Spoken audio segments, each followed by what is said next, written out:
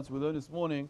We started to learn this morning the laws of the 10 days of repentance. We started to learn that if a person by mistake, instead of saying Melech HaKadosh, he said Ha'el HaKadosh, then he needs to go back at the very beginning of the Amidah.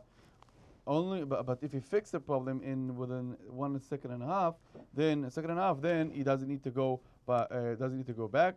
But if he said Ata Honen, he started to say Ata, even if it's less than a second and a half, he needs to go back because it's like he's starting something new, and he needs to start from the beginning. There's two more examples that one doesn't need to go back if he has a doubt.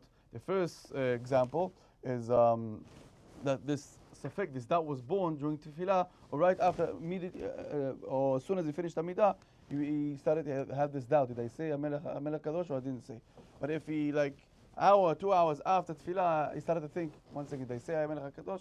I mean, we don't remember what we ate yesterday. I mean, so of course, we don't going to remember if I said Amelech Kadosh or Amelech Kadosh. So in that case, from the Mishnah Berurah and Mor Ketziah and Lulitzion and many others, hold that in that case he doesn't need to go back, because the safek needs to be born only during tefillah or immediately after tefillah.